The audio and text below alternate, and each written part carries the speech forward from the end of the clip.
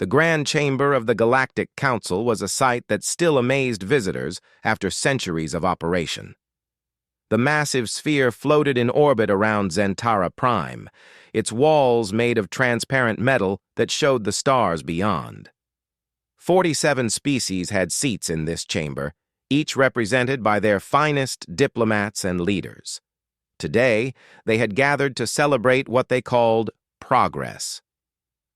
Ambassador Kim Ji-woo stood alone at the center of the chamber floor. She was a small woman by human standards, barely reaching 5.5 feet tall. Her black hair was pulled back in a simple style, and she wore the plain gray uniform of Earth's diplomatic corps. Around her, the raised seats of the council members formed a circle, making her feel like an insect under observation. Chancellor Vexnar spoke first. He was a Zentaran, tall and covered in blue scales that caught the light. His species had founded the council 3,000 years ago, and he never let anyone forget it. Ambassador Kim, we have asked you here as a courtesy. The council has voted, and the decision is final. Our expedition fleet will enter Sector 7 Null in 3 days. Kim looked up at him without expression. Chancellor, I must ask the council to reconsider. That sector is forbidden for good reason. Laughter echoed through the chamber. It came from at least a dozen different species, each with their own way of showing amusement. The sound mixed together into something that made Kim's jaw tighten. Science Director Culmeans leaned forward in his seat. He was a Keltorian with 4 arms and skin that changed colors with his emotions. Right now, it showed bright yellow, the color of excitement. Ambassador, your species claimed that sector 300 years ago. You have no colonies there, no mining operations, no stations. You simply declared it forbidden and expected us all to obey. He spread all 4 arms wide. The council has been patient, but patience has limits. Space belongs to all of us. We declared it forbidden to protect you, Kim said quietly. Her voice was soft, but it carried clearly in the chamber's perfect acoustics. To protect everyone. More laughter. Chancellor Vexinar's scales rippled with what his species showed as contempt. Protect us? From what? We have scanned that sector for decades. It is empty. No life signs. No energy readings. Nothing but old rocks and dead space. He pointed one clawed finger at Kim. Your species tries to hoard resources and uses fear to justify it. This is exactly why humanity should never have been given a council seat. Kim closed her eyes for a moment. When she opened them again, something had changed in her face. The diplomats closest to the floor would later say her expression reminded them of someone attending a funeral. Chancellor, I am formally requesting that you delay the expedition by 1 month. Give me time to show you why that sector must remain closed. Request denied, Vexnar said immediately. This discussion is over. Then I am formally warning you, Kim said, her voice still quiet but now carrying an edge like cold steel. You stepped where you shouldn't have. The chamber fell silent. It was rare for anyone to challenge the Chancellor so directly. Even the translation devices seemed to pause, making sure they had rendered her words correctly in all 47 languages. Councillor Merhana, an elderly female from the peaceful Delphian species, leaned forward. Her kind were known for their wisdom and careful thought. Ambassador Kim, your tone concerns me. Is this a threat? No, Counselor, Kim replied, turning to face the Delphian. It is a statement of fact. Your expedition will enter Sector 7 Null. You will make discoveries there, and those discoveries will have consequences. She paused. We have tried for 3 centuries to spare you from those consequences. We built our defense perimeter. We maintained the watch. We kept the boundaries secure. All we asked in return was that you respect the barriers we set. Defense perimeter? Kalmin's skin shifted to orange, showing confusion. What defense perimeter? There are no human military vessels in that region. Kim's lips pressed into a thin line. Director, there are 47 human vessels in that region. They are always there. They have been there for 300 years, rotating crews every 6 months. We maintain stations you have never detected. We fight battles you have never seen. She looked around the chamber, meeting as many eyes as she could. We have protected you in silence because we hoped you would never need to know what we were protecting you from. Lies! Vexnar slammed his hand against his console. If there were human ships in that sector, we would know. Our sensors would detect them. Your sensors detect what they are designed to find, Kim said.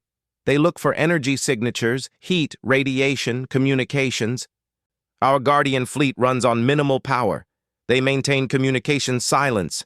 They drift in the dark and wait. She turned back to the Chancellor. They wait for exactly what your expedition is about to wake up. The chamber erupted in voices. Some laughed harder than before. Others looked uncertain. A few of the older species representatives, those whose civilizations had survived for thousands of years, watched Kim with careful attention. Ambassador Thel Ross of the Corvan Empire stood. His people were warriors, proud and strong. If what you say is true, show us proof. Transmit coordinates of these ghost ships. Let us see this threat you claim to fight. Kim shook her head. If I did that, Captain Thel Ross, you would send ships to investigate. More people would enter the sector. More people would be at risk. She looked up at him. The answer is no. Then this hearing is pointless, Vexnar declared. He stood, his full height making him tower over his console. The expedition launches in 3 days. Ambassador Kim, humanity's objections are noted and rejected. You may return to Earth and inform your government that the age of human secrets is over. Kim stood in silence for a long moment. Then she reached into her uniform pocket and pulled out a small data chip. She held it up for everyone to see. This chip contains 300 years of records, battle logs, casualty reports, tactical analyses, coordinates of graves. Her hand closed around it. I was ordered not to share it unless absolutely necessary. I believe we have reached that point. She walked to the chamber's central podium and inserted the chip. Holographic displays filled the air above her head. They showed sensor logs, video footage from ships, and lists of names. So many names. Every display was marked with a red border, the universal symbol for classified military data. The chamber went quiet as representatives began to read. Kim watched their faces change as they processed what they were seeing. Confusion, disbelief, and slowly, for some, the first hints of fear. These records are 300 years old, Kim said.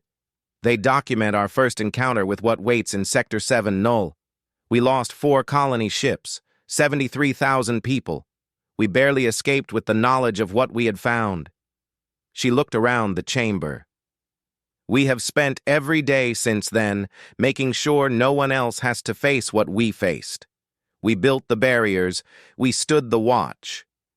We died in silence. Chancellor Vexnar's scales had paled to a light blue.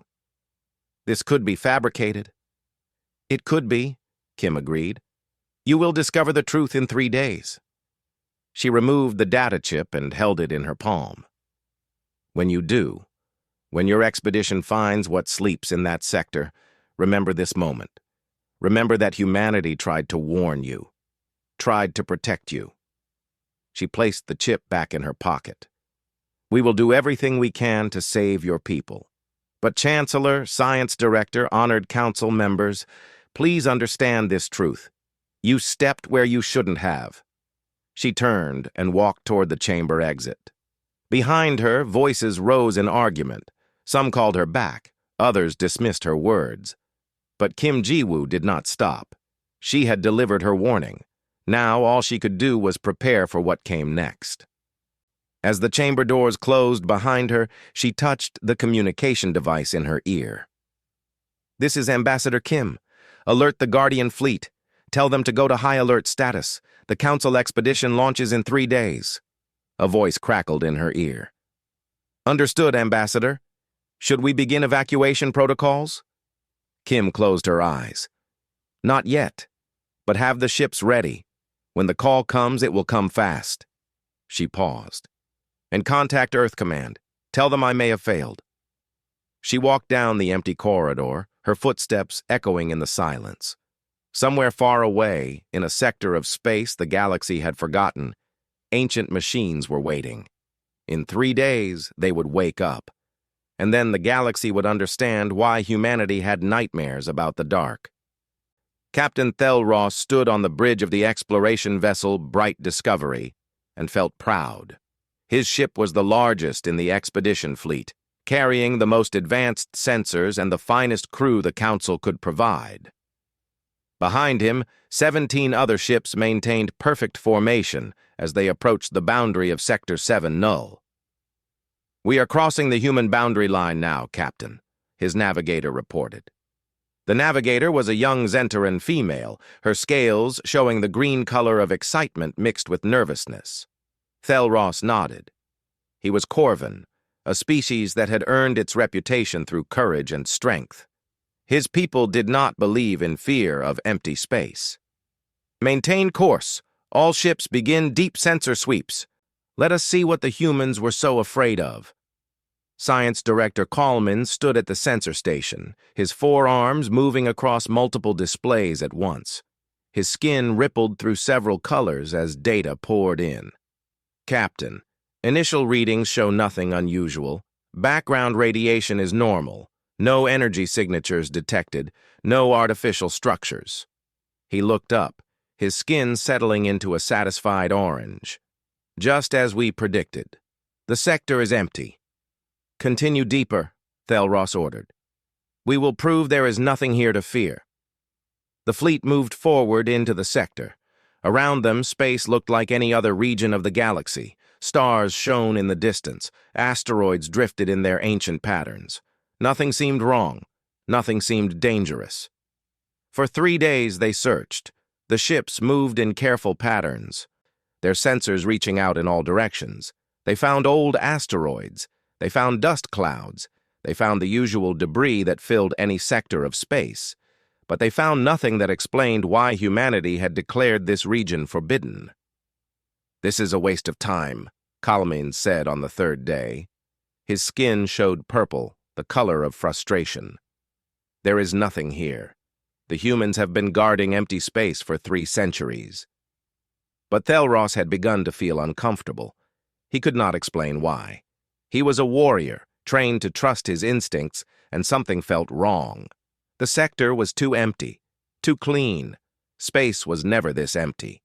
There should be more debris, more asteroids, more of the normal chaos that filled the universe. "Director," he said slowly, "does the emptiness not strike you as odd?" Kallman waved one hand dismissively.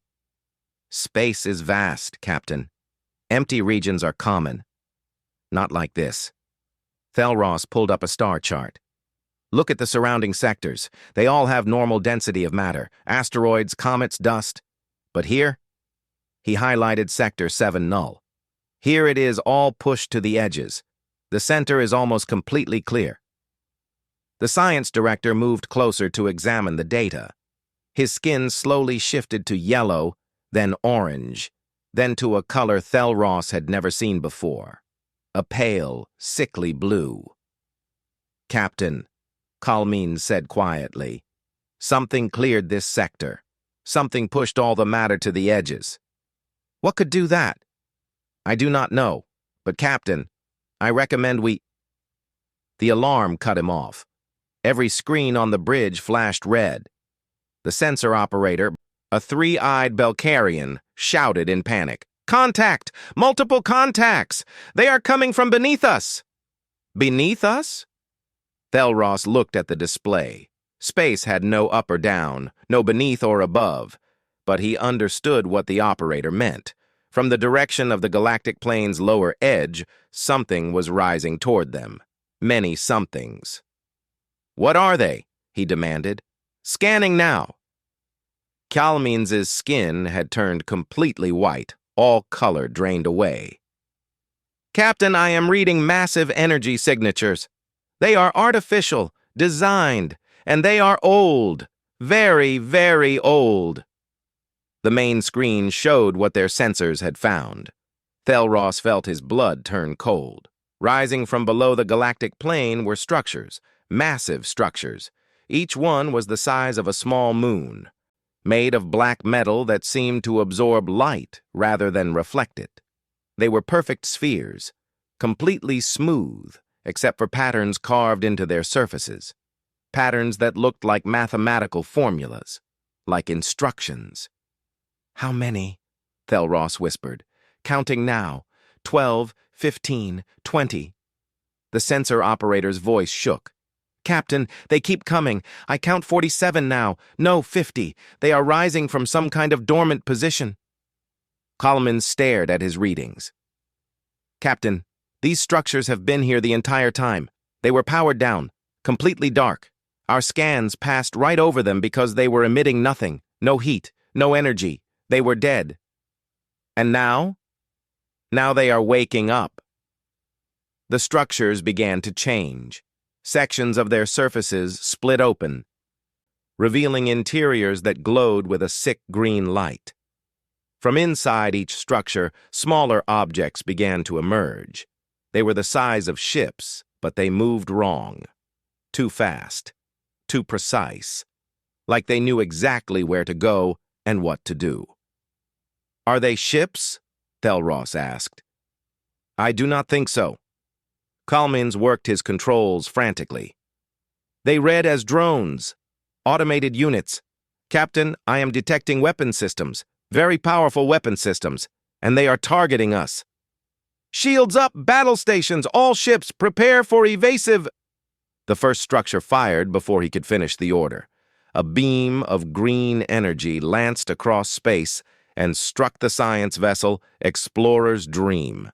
The beam did not explode the ship. It did something worse. The ship simply stopped.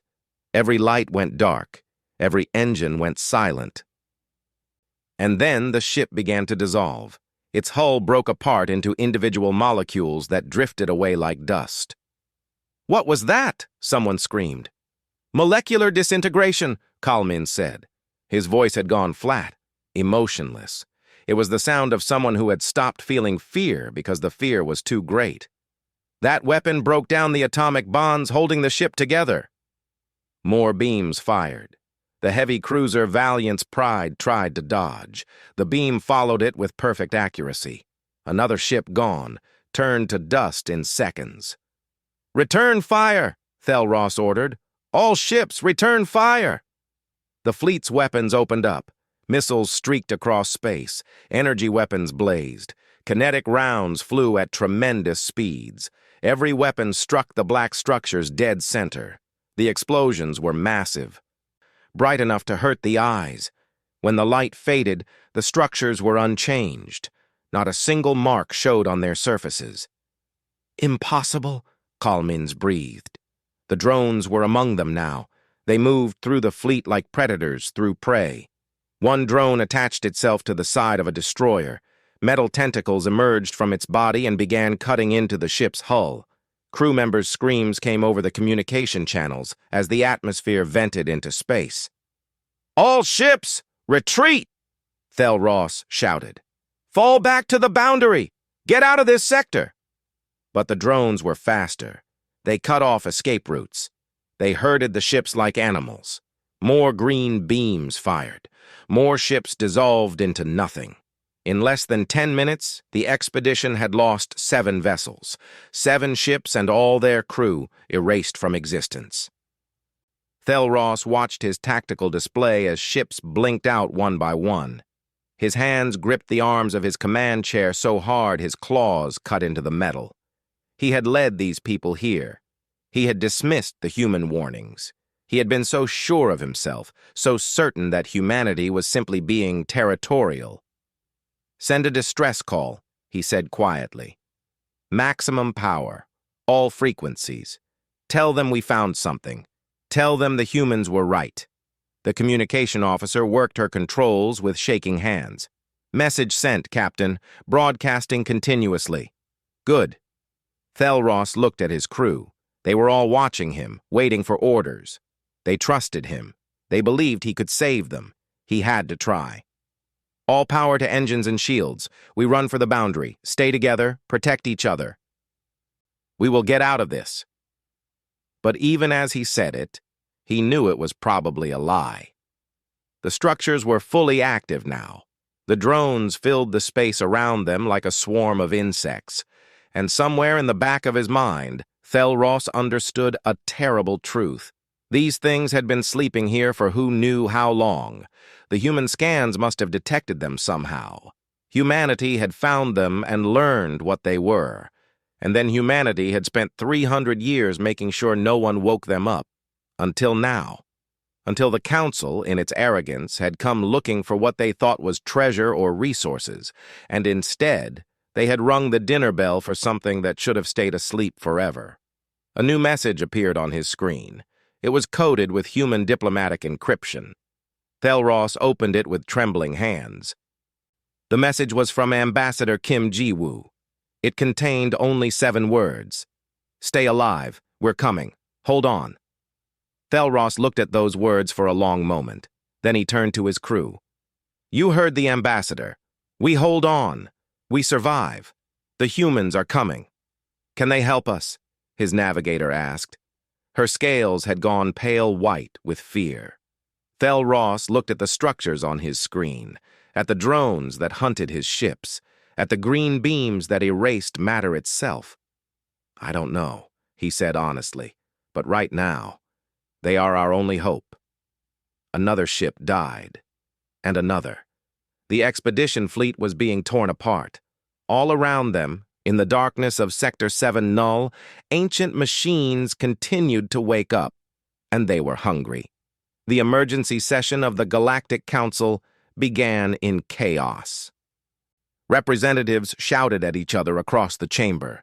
Displays showed the desperate transmissions from Sector 7 Null, each one more frightening than the last. Ships destroyed, crew members killed, and something ancient awakening in the dark.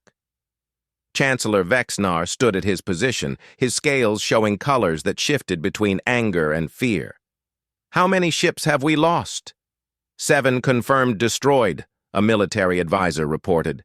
3 more heavily damaged. The expedition is trying to retreat, but these machines are preventing escape. "What are they?" Counselor Merhana asked. The elderly Delphian's voice shook. "What did we wake up?" No one had an answer. The screens showed images captured by the expedition's sensors. The massive black spheres, the drones that moved too fast, the weapons that turned solid matter into dust. Every representative in the chamber stared at these images and felt the same cold fear. "Where is Ambassador Kim?" someone called out. "She left for Earth 3 days ago," Vexnar said, "immediately after our last session." "Contact her. Contact Earth. We need to know what they know about these things." A communication officer spoke from his station near the chamber wall. "Chancellor, we are receiving a transmission. It is on all human diplomatic frequencies, and military frequencies, and emergency frequencies. The humans are broadcasting to everyone." "Play it," Vexnar ordered. The chamber's speakers crackled to life. Ambassador Kim's voice filled the space. She sounded tired, but calm. "To all Galactic Council members and citizens, this is Ambassador Kim Ji-woo of Earth. By now you have received distress calls from Sector 7 Null. You know that the expedition has encountered hostile forces. What you do not know is what those forces are, or why humanity has guarded that sector for 3 centuries. Images began appearing on the chamber's displays. They showed human ships, dozens of them. But these were not the civilian vessels or light patrol craft the Council was familiar with. These were warships, heavy warships. Their hulls were covered in armor plating. Their sides bristled with weapons. They were painted in dark colors, designed to hide in the black of space. 300 years ago, Kim continued, humanity made first contact with what we call the Harvesters. We lost 4 colony ships in that first encounter. 73,000 people died learning what these machines do. They harvest. They consume. They break down any biological matter and any civilization into base components. More images appeared. These showed the black spheres from different angles, close-up views of the drones, diagrams showing how their weapons worked, and lists. Long lists of dates and locations. Each entry showed a human ship and a battle. Some battles were won. Many were lost. The dates started 300 years ago and continued right up to the present day. We learned that the harvesters were not natural, Kim said. Someone built them. Some civilization created these machines and then either lost control of them or was destroyed by them. We do not know which. What we do know is that they are programmed to destroy any spacefaring civilization they detect. They sleep until they sense ships entering their territory. Then they wake up. And they harvest. Silence filled the council chamber. Representatives stared at the screens, reading the battle reports, the casualty numbers, seeing the terrible arithmetic of 300 years of warfare. Humanity discovered 17 sectors containing harvester spheres, Kim continued. We have maintained guard over all 17 sectors. We have fought 347 separate engagements with harvester forces. We have lost 62 ships. 40,000 soldiers and crew members have died protecting the galaxy from a threat you never knew existed. Chancellor Vexnar felt something inside him break. He had called humanity territorial. He had accused them of hoarding resources. He had laughed at their warnings, and all the while they had been fighting and dying to protect everyone, including him. "Why didn't you tell us?" he whispered. As if hearing his question, Kim's message continued. "We did not reveal the harvesters for several reasons. First, if we told you about them, you would want to study them, to understand them, and that would bring more ships to the sectors, risking more awakening events. Second, we learned that harvester drones can be collected. Their technology could be reverse engineered. We feared that some species might try to claim this technology, might even try to control the harvesters. We could not allow that risk." New images appeared. These showed human vessels that looked different from the warships. They were older designs, ancient by galactic standards. Their hulls showed damage from countless battles, scorch marks, repaired sections. These were not ceremonial ships kept for parades. These were working vessels, used hard and maintained lovingly. "The human defense fleet has maintained continuous operations in all 17 sectors for 3 centuries, Kim said. "We call them the Guardian Fleet. They operate on communication silence. They run on minimal power to avoid detection. Every 6 months we rotate crews. Every 5 years we rotate ships. Thousands of humans have served in the Guardian Fleet. Most of them never told their families what they did or where they served. It is classified at the highest level." On the displays, images showed young human faces. Crew photos from Guardian Fleet vessels. Thousands of faces. Tens of thousands. All of them young. All of them serious. These were people who had volunteered to fight in secret, to die without glory, to protect a galaxy that did not know they existed. "Our Guardian Fleet detected your expedition the moment it entered Sector 7 Null," Kim said. "We immediately went to high alert. When the harvesters woke up, we were already moving." Her voice hardened slightly. "Our ships will arrive in approximately 6 hours. Captain Thelros, if you are receiving this, hold on. Do whatever you must to survive. We are coming." The message ended. The council chamber remained silent for a long moment. Then everyone started talking at once. "6 hours?" someone shouted. "Earth is weeks away from Sector 7 Null." "Those ships," another representative said, pointing at the displays. "Look at their positions. They're not coming from Earth. They're already out there, stationed around the sector." Councillor Merhana stood slowly. Her old body shook, but her voice was steady. "Chancellor Vexnar, we must send our own fleet to assist." Our ships are not designed to fight these machines, Vexnar said. His scales had gone pale. You saw what their weapons do. We cannot help. Then we witness, Merhana said firmly. We witness what humanity has done in our name. We bear witness to their sacrifice. More voices joined hers. Representatives from a dozen species all demanding the same thing. Send ships, send support, do something. Vexnar looked at them all. He thought about how he had treated Ambassador Kim, how he had dismissed her warnings, how he had laughed at humanity's concerns. Shame burned through him hotter than any anger. Send the fleet, he ordered. Everything we have. If we cannot fight, we can at least evacuate the wounded. We can at least see what the humans have been protecting us from. Chancellor, his military advisor said carefully, if we send our fleet into that sector and more harvesters wake up, then humanity will protect us again, Vexnar said quietly. As they have always done, without asking for thanks, without seeking glory, they have earned the right to lead us in this. We will follow. The orders went out. The Council fleet began to mobilize, medical ships, rescue vessels, even a few warships, though no one believed they would be useful against the harvesters. In the center of the chamber, a holographic timer appeared. It showed the estimated time until the Guardian fleet arrived at Sector 7 Null. 6 hours, 360 minutes.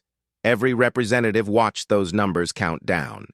Somewhere in the dark between stars, human ships raced toward a battle they had prepared for all their lives, ships with names like Eternal Vigil and Guardian's Promise, ships crewed by men and women who had volunteered to stand between civilization and the things that waited in the dark.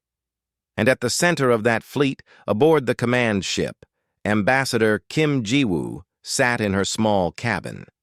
She had changed from her diplomatic uniform into the simple gray jumpsuit of a Guardian fleet observer.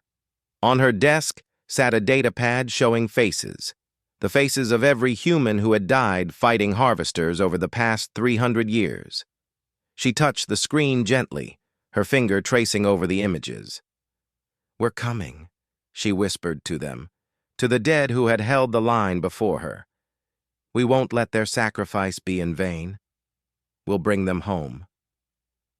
Outside her window, the stars streaked past as the ship traveled at maximum speed. In 6 hours, they would reach Sector 7 Null. In 6 hours, the galaxy would finally see what humanity had been fighting for 3 centuries. In 6 hours, everything would change. Captain Thel Ross watched another ship die. The Council vessel Merchant's Hope simply stopped existing as a green beam cut through its center. He did not even know how many ships they had lost now, more than half the expedition, maybe more than that. His tactical display was full of red markers showing destroyed vessels and debris fields. "Captain, we cannot hold this position much longer," his tactical officer reported. The young officer's voice shook with exhaustion. They had been fighting for 6 hours with no rest, no relief. Just endless combat against machines that never tired and never stopped. "We hold until the humans arrive," Thelross said. He gripped his command chair and watched the drones swarm around his ship. The Bright Discovery's shields were down to 30%. Life support was running on backup power. They had maybe an hour left before the ship was completely dead. "Contact!" the sensor operator shouted. "New signatures! Multiple ships entering the sector!" Thelross's heart jumped, but he forced himself to stay calm. It could be more harvesters, more of the ancient machines awakening. "Identify them!" "Scanning! Captain, they're human! It's the Guardian fleet!" The main screen changed to show the new arrivals. Thelross had seen many human ships before. Diplomatic vessels, trading ships, research craft. These ships were nothing like those. These were predators, sleek and dark, covered in armor that made them almost invisible against the black of space. They moved in perfect formation, their spacing precise down to the meter. And there were so many of them. Thelross counted 30 heavy cruisers, 50 destroyers, hundreds of smaller craft. The humans had brought an entire fleet, a hidden fleet that had been waiting out in the dark all this time. "All council vessels, this is Admiral Park Min-ho of the Guardian Fleet," a voice came over the emergency channel.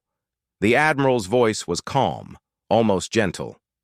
"We are taking command of this engagement. Follow our instructions exactly and we will get you out of here." "Admiral, thank you," Thelross said. His voice broke slightly. He had not realized until that moment how close to breaking he had been. "We are ready to follow your orders." "Good. Captain Thelross, pull your ship back to coordinates I am transmitting now. Medical frigates will meet you there to evacuate your wounded. All other Council ships retreat to the same position. Form a defensive sphere. Do not engage the harvesters. Let us handle them." Thelross followed the orders. His ship turned and began moving toward the coordinates. Around him, the remaining Council vessels did the same.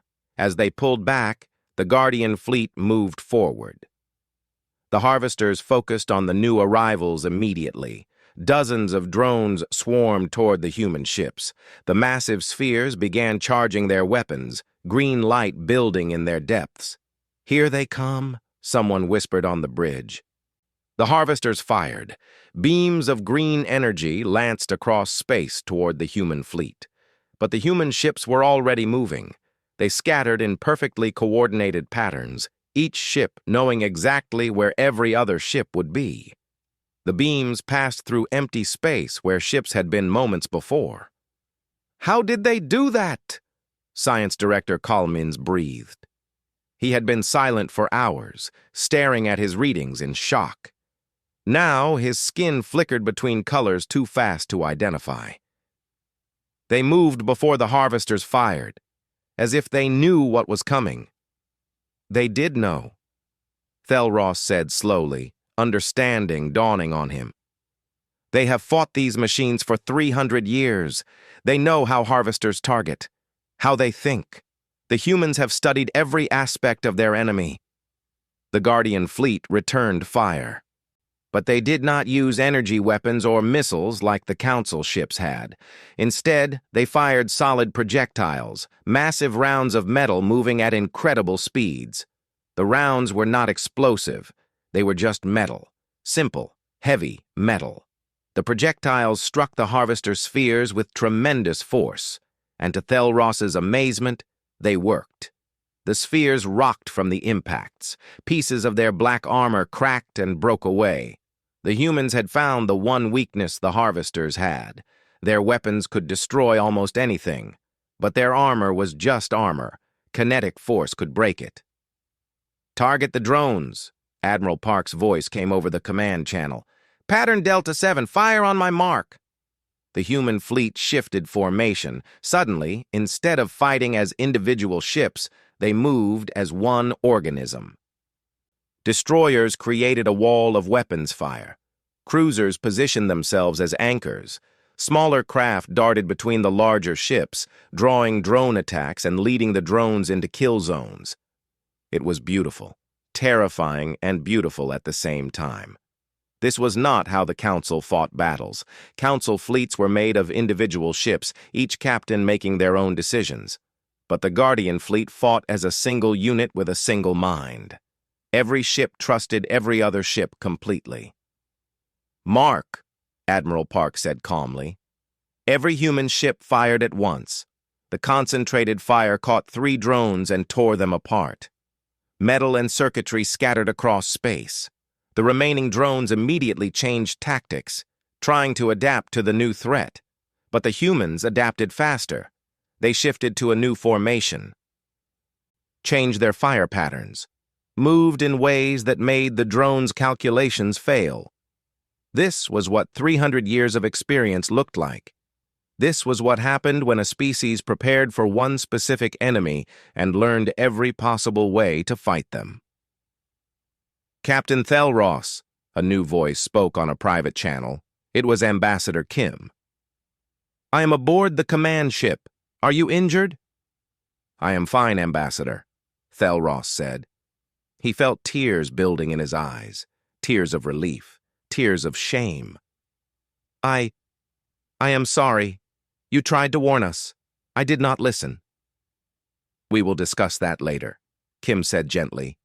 Right now, I need you to help coordinate the evacuation of your people. Can you do that?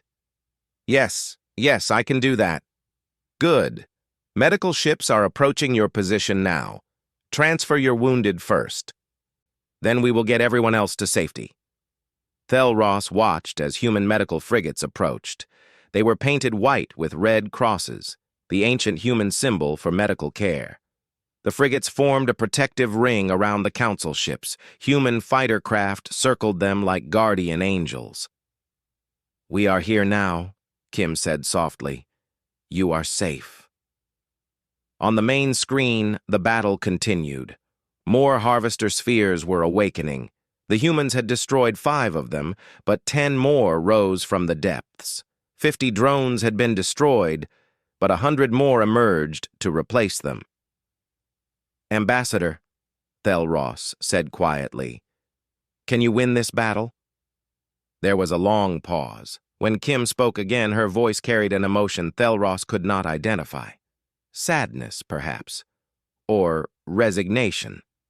Captain, we are not trying to win. We are trying to contain. The harvesters cannot be defeated.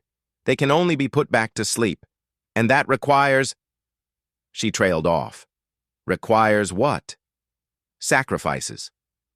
On the tactical display, Thelros saw human ships moving into position around the harvester spheres.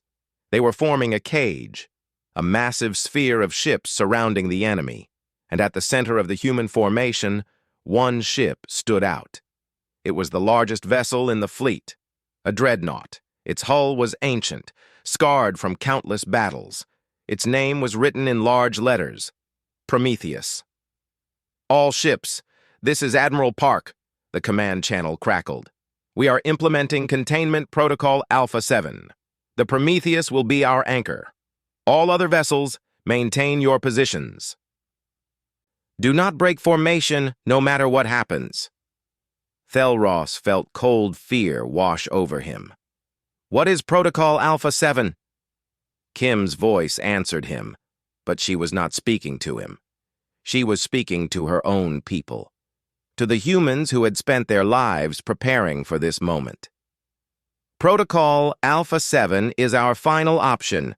The Prometheus will overload its reactor at the center of the harvester formation. The explosion will create a temporary collapse in the hyperspace lanes. It will trap the harvesters in normal space, unable to follow ships that jump away. They will be contained until they go dormant again.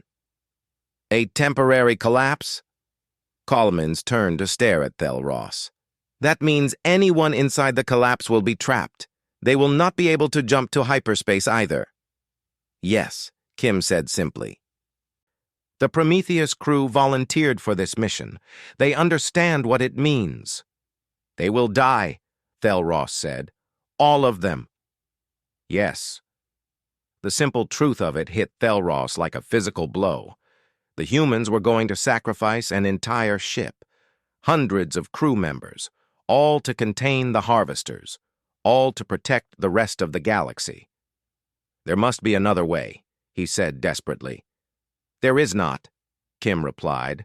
We have run this simulation 10,000 times over the past 3 centuries. This is the only way to guarantee containment when this many spheres wake up. She paused. Captain, every person aboard the Prometheus knew this might happen. They accepted it. This is what it means to be Guardian Fleet. We stand between the galaxy and the dark, whatever the cost. On the screen, the Prometheus moved toward the center of the battle.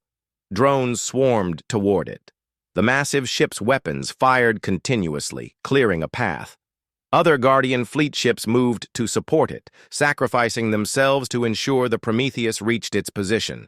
Thelros watched men and women die, watched ships explode, watched the humans fight with a determination and skill that came from 300 years of preparation. And he understood, finally, what humanity had been doing in the dark, what they had sacrificed, what they had become. Ambassador Kim, he said softly, when this is over, The Council will know. Everyone will know what you did, what humanity has done. I hope so, Kim said. Because, Captain, there are 16 other sectors we still guard, and we cannot do it alone anymore. Not after this. We need help. We need the galaxy to stand with us. They will, Thelros promised. I will make them understand. I will make them see. Thank you. The Prometheus reached its position. All around it, harvester spheres closed in. The ancient machines sensed that something was wrong. They concentrated their fire on the dreadnought. The ship's shields flared and died. Armor plating melted under the assault, but the Prometheus held. And deep in its reactor core, something began to build. A light that grew brighter and brighter until it hurt to look at. The light from the Prometheus grew brighter. On the bridge of the bright discovery, Captain Thelros had to shield his eyes from the glare on the main screen. All around the massive dreadnought, space itself seemed to twist and bend. The harvester spheres sensed the danger now. They tried to pull back, but the Guardian fleet held them in place with coordinated fire and positioning. All ships, prepare for hyperspace jump. Admiral Park's voice remained steady even now. Council vessels, you will jump first. Guardian fleet will jump in sequence. We will leave no one behind. Thelros felt his hands shake. He was about to run, to escape, while hundreds of humans aboard the Prometheus stayed behind to die. It felt wrong, cowardly, but he understood that his survival was part of their sacrifice. They needed witnesses. They needed someone to tell the galaxy what had happened here. Captain, his navigator said softly. Her scales had turned a pale gray, the color of morning. Jump coordinates are locked in. Stand by, Thelros ordered. He could not look away from the Prometheus. That ship and its crew deserved to be seen, to be remembered. On the command channel, a new voice spoke. It was young and female, carrying a slight tremor. This is Captain Lee Soyon of the Prometheus. To all Council ships, thank you for bearing witness. Tell them we stood here. Tell them we held the line. We will, Thelros said, his voice breaking. I swear it. Everyone will know. Good. Captain Lee paused. It has been an honor serving with the Guardian fleet. To all my crew, you are the bravest people I have ever known. We do this so others can live. We do this because someone must. And we do this without regret. The Prometheus crew responded over the channel, hundreds of voices speaking as one. We stand guard. Thelros felt tears streaming down his face. In Corvan culture, tears were a sign of deepest respect. A warrior's tribute to other warriors. He was not ashamed of them. Council vessels, Admiral Park said. Jump now. The Council ships engaged their hyperspace drives and vanished. One by one, they escaped the sector. Thelros watched his screen as the bright discovery entered hyperspace. The last thing he saw was the Prometheus, surrounded by enemies, shining like a small sun. Then the jump took hold, and space twisted around them. For a moment, Thelros existed in that strange space between places. When his ship emerged back into normal space, they were far from Sector 7 null. Safe. Alive. Navigator, can we see the sector from here? He asked. No, Captain. We are too far away, but our long-range sensors are receiving data from Guardian Fleet relay stations. She worked her controls. Putting it on screen now. The image was grainy and distorted, but clear enough. Thelros saw the Prometheus at the center of a sphere of harvester machines. The light from its reactor had become blinding. Space around the ship bent and twisted like water going down a drain. And then the ship exploded. But it was not a normal explosion. Instead of fire and debris, there was pure white light. The light expanded in a perfect sphere, consuming everything it touched. Harvesters, drones, the ancient spheres that had slept for millennia. All of it disappeared into the light. The light faded. Where it had been, space looked wrong. twisted, damaged. The sensor readings showed what Kim had described. The hyperspace lanes in that region had collapsed. Nothing could enter or leave using faster-than-light travel. The harvesters were trapped. And so were the remaining Guardian Fleet ships. "The Guardian Fleet," Thelros said urgently. "Did they escape?" "Checking now, Captain." The sensor operator worked frantically. "I am reading. Yes. Hyperspace signatures detected outside the collapse zone. Most of the Guardian Fleet jumped clear before the Prometheus detonated." "Most?" 40 ships remained behind. They are inside the collapse zone with the harvesters." 40 ships. That meant hundreds more crew members trapped. But at least most of the fleet had survived. Small comfort, but comfort nonetheless. "Captain," his communication officer said, "we are receiving a transmission. It is Ambassador Kim. Put her through." Kim's face appeared on the screen.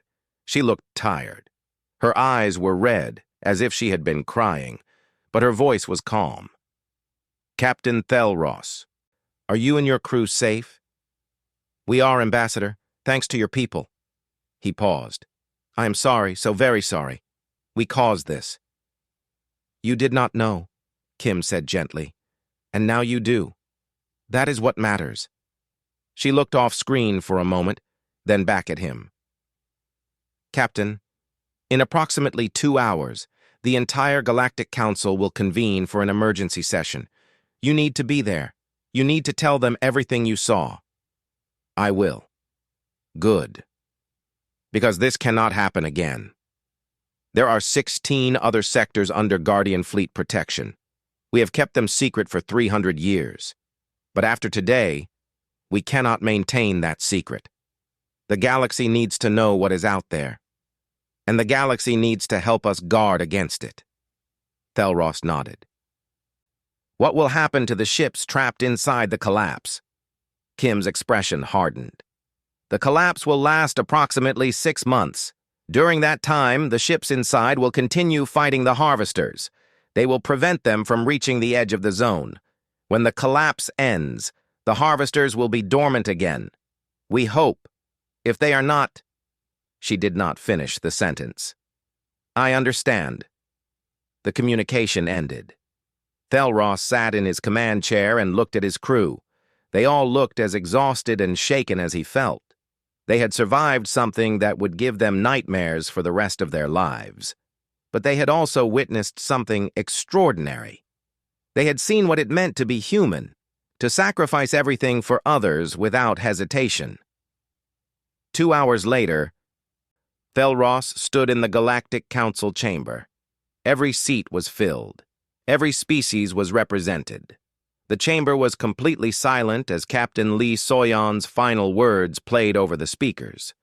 When they ended, the silence continued. Chancellor Vexnar stood slowly. His scales were gray with shame. "Ambassador Kim Ji-woo, please come forward." Kim walked to the center of the chamber floor. She wore her diplomatic uniform again, though Thelros could see scorch marks on one sleeve. She had been on a ship during the battle. She had been in the danger with everyone else. "Ambassador," Vexnar said, and his voice shook. "The Galactic Council has failed. We have failed in wisdom, failed in judgment, failed in gratitude." He looked around the chamber. "For 300 years, humanity fought and died to protect us.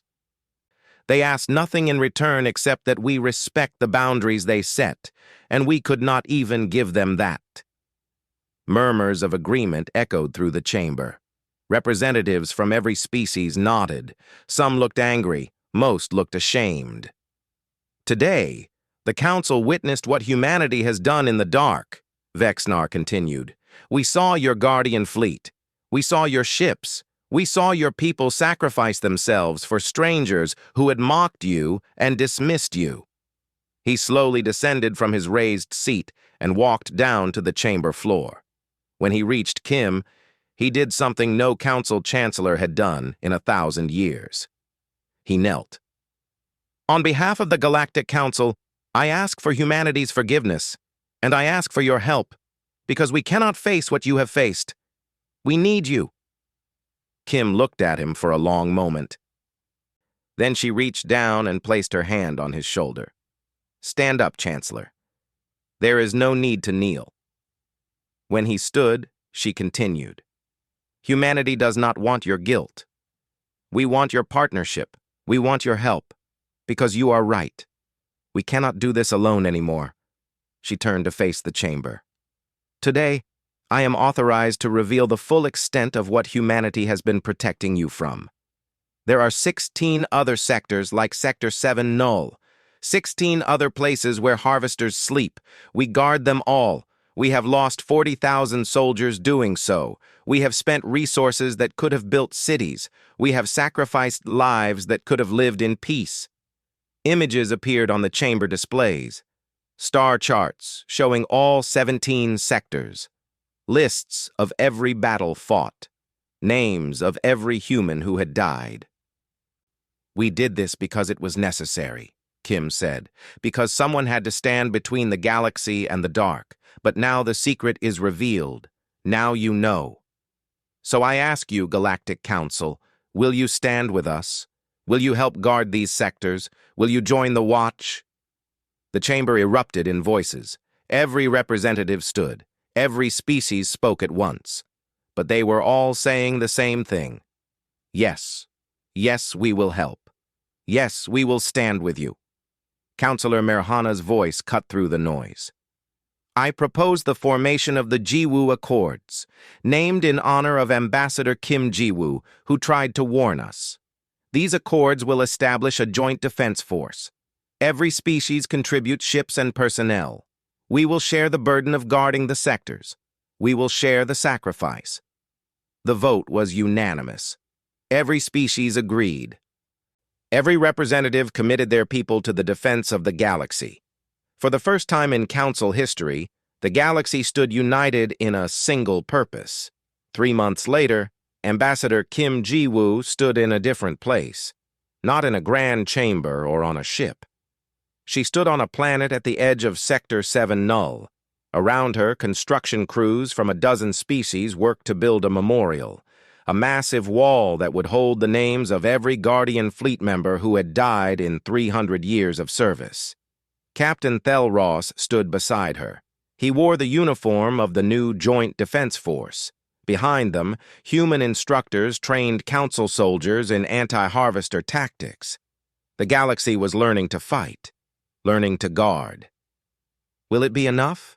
Thelross asked quietly. "I don't know," Kim admitted. "But it is more than we had before, and it is what those who died would have wanted. They did not die for glory. They died so others could be safe. Now others will stand with us. That is a good thing." "You should be proud," Thelross said. "Your people did something extraordinary." Kim smiled sadly. "My people did what was necessary. Nothing more. But I am proud of what came after. I am proud that you stood before the Council and told them the truth. I am proud that the galaxy chose to help rather than hide. That is extraordinary." A young human officer approached and saluted. "Ambassador, we just received word from the other sectors. The first Joint Defense Force ships are arriving on station. The galaxy is taking the watch." "Thank you, Lieutenant," Kim said. She turned back to the memorial wall. Workers were just beginning to carve the names. It would take years to finish. There were so many names. So many lives given in silence, but they would not be forgotten now. The galaxy would remember, the galaxy would honor them, and the galaxy would continue their work. Far above, in the darkness of space, human ships and alien ships flew together. They patrolled the boundaries of forbidden sectors. They stood guard over the things that slept in the dark. They held the line. And on Earth, in the halls of military command, Admiral Park Minho stood before a map showing all 17 sectors. Each one now had ships from multiple species orbiting it. The burden was shared. The watch was kept. He thought of the Prometheus, of Captain Lee Soyeon and her crew. of all those who had stood guard over the centuries. And he made a promise to their memory. "We will hold the line," he whispered. "We will stand guard, and we will never let the galaxy forget what you gave." In the darkness between the stars, ancient machines slept. They dreamed their mechanical dreams and waited for the day they would wake again. But when that day came, they would not face humanity alone. They would face a galaxy united, a galaxy that had learned the price of safety, a galaxy that had chosen to stand together. The harvesters would wake again. That was certain. But when they did, they would find something they had never encountered before. Not just humans, not just one species standing defiant, but 47 species standing together. 47 species who had learned from humanity that some things were worth dying to protect. And maybe, just maybe, that would be enough.